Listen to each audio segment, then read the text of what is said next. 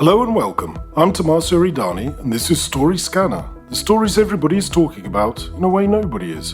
A podcast based on the stories headlining Via Sarfatti 25, a magazine from Bocconi University, with analysis and insights from Bocconi professors on the big topics in business, management, data science and politics.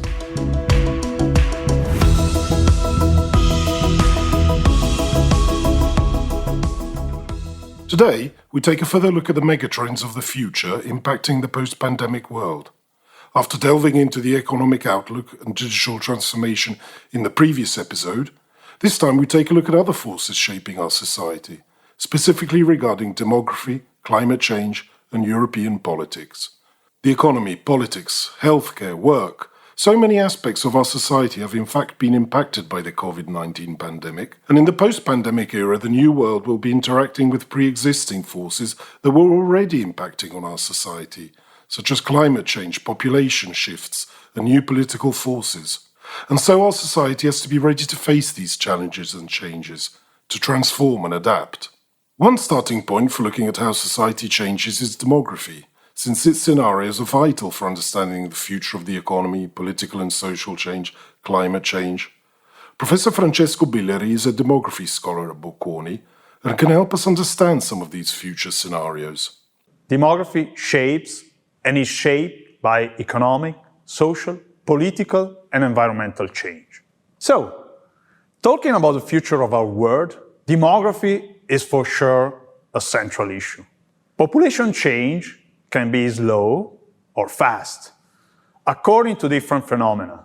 This underlying slowness of demography is a feature linked to two fundamental ideas that help us understand why demography is so relevant for our future: the demographic transition and population aging. The demographic transition is a process that leads populations from high and fluctuating mortality, together with high fertility, to low mortality and low fertility. It is generally seen as a process that will be completed during the 21st century for all countries of the world. The demographic transition is the reason why the world is much more populated now than ever before. Population aging emerges in the last stage of the transition, with the rise of older adults. For this reason, population aging is bound to become a global phenomenon. There are several instances in which demography is fast and therefore becomes less predictable and potentially discontinuous. When thinking about the future, it is very important to take the potential for fast change into account. Since Malthus first noted this, recession and economic booms have quickly affected births. Technological change in agriculture, medical discoveries, but also the recent digital revolution have also quickly shaped population change.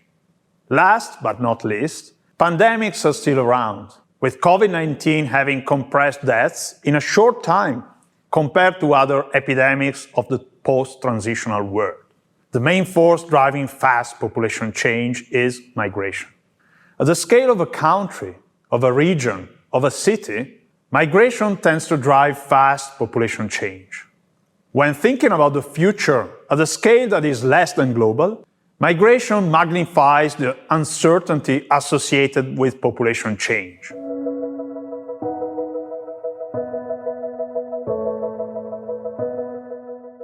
So we have heard how population change can be slow, but can also be fast, and addressing the challenges and grasping the opportunities of demography requires that this double speed is acknowledged. Professor Billari tells us more about these challenges and opportunities. The slow nature of population change is a challenge for policymakers and business leaders alike, as their planning horizon they usually face is relatively short, and therefore foresight is needed to build societies, economies, and businesses that can ride on the waves of demographic change. At the global level, and relatively slowly, the demographic transition and population aging are predictable processes that will unavoidably transform economies and societies everywhere. Europe and East Asia are the first regions in the world that face high levels of population aging. Coming first comes indeed as a challenge, but it can also become an opportunity. The forerunners of population aging, when addressing it, can develop innovative solutions, both in terms of policies and through market-provided services. Examples include solutions to help prevent infertility from falling to extreme low levels, including through promoting work-family balance, or solutions to take care of the needs for frail individuals, including some of the elderly. At a country, region, and city level, demography can change in a fast way. The most important factors that can change the size and shape of populations in a short time are immigration and outmigration. This fast nature implies that policies can change the course of demography, which is then not exogenously given, for policymakers in particular. Knowing more than just the basics of demography, given its centrality, will become a source of comparative advantage.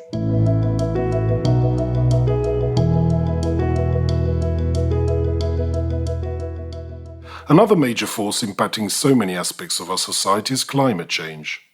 Whether we will manage to slow the process down or not, these changes and the impact of our mitigation efforts will affect several ecosystems, multiple economic sectors, and so many features of our lives. Valentina Bosetti, Professor of Environmental and Climate Change Economics at Bocconi, gives us her overview of where we are and where we are heading. We already see the implications of emissions poured into the atmosphere between the Industrial Revolution and today. And these changes will be with us for a long time. Evidence tells us we have already caused enough damage with our past actions that it is now time to break the cycle. But breaking this cycle will not be easy, she explains. If we want to limit climate damages and fulfill the Paris Agreement goal to keep average temperature below 2 degrees Celsius, the general idea is that net CO2 emissions will have to go to zero in 2060-2070. But are we confident about the feasibility of bringing emissions to zero? Our global economy emits today around 50 billion tons of CO2 each year. This is more than 40% higher than what we emitted in 1990. Net zero emissions means that we will have to change the way we produce and use energy for the most part. However, we will need to bring emissions to zero everywhere. Where it is too costly or simply too complex to bring emissions to zero, both in terms of sectors and activities or in terms of regions, we will have to compensate by taking emissions away from the atmosphere in some other sector or region.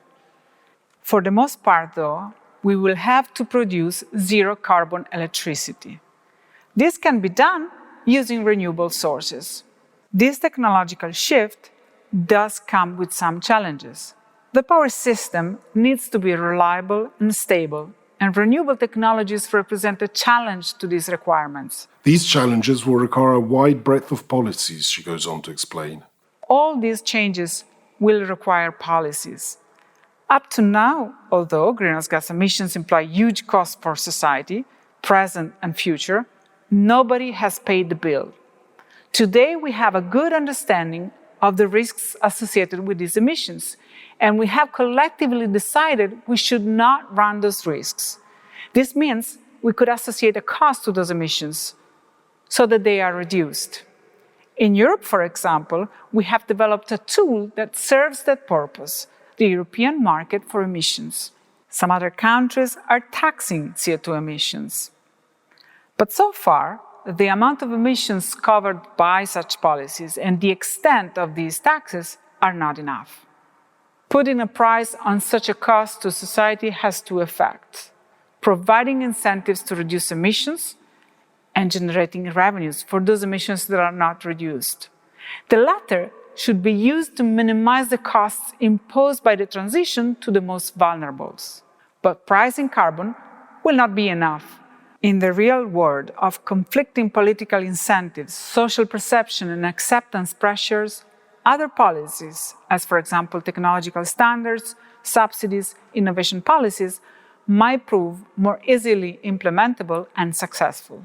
Facing the challenges of climate change will thus require united effort on so many fronts, concludes Professor Bosetti. It is possibly the largest challenge humanity has ever faced.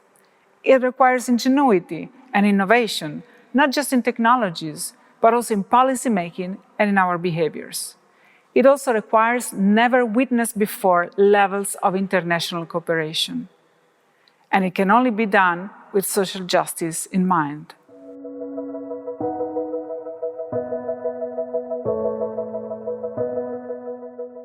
As we have heard, the political and policy-making difficulties in facing forces such as demographic and climate change are numerous, and such difficulties are more exacerbated within the European Union, whose greatest challenge is finding a united front in a divided economic and political landscape. Bocconi's Catherine de Vries, who studies European politics, gives us an overview of the situation in the EU. The coronavirus outbreak is only the latest stress test for the EU after Brexit, the refugee crisis, and the Eurozone debt crisis. Although European leaders reacted quickly this time around in coordinating the economic recovery and the procurement of vaccines, the EU is not out of the woods yet. While member states have become more interconnected over the past decades, at the same time, their political, economic, and social trajectories have grown further apart. Professor de Vries believes the pandemic has now left two key legacies to resolve, one economic and one political. While the EU Recovery Fund, called Next Generation EU, was designed to avoid uneven recovery and economic fragmentation within the Union, the size of the fund, almost 800 billion, will unlikely be able to overcome imbalances that have grown for decades. So long-term economic scarring is likely to remain in the South. These economic and political differences have left a mark on public opinion. There is strong approval of EU membership across the continent, especially after Brexit. But citizens in different countries don't necessarily agree on how to shape the bloc's future or what its role should be in their lives. So finding a one-size-fits-all solution that will satisfy a large majority of citizens, both within and across member states, will be far from straightforward. Second, even though it might be possible to strike a balance between these different demands of citizens in different member states, implementing such a change would take a long-term perspective, something that political leaders often don't have. But the real problem for European problem-solving lies elsewhere, in how EU politicians have increasingly weaponized the topic of European integration to serve their domestic political goals. These questions of European integration have become a perfect issue for political entrepreneurs who thrive on anti-establishment rhetoric and exploiting divisions within the political mainstream. Every government has its own Eurosceptic agitator to appease and its own public sentiment to navigate. The rise of these Eurosceptic political entrepreneurs and the resulting political fragmentation has had profound effects on the EU. Most notably, it has made brokering deals in Brussels much more difficult.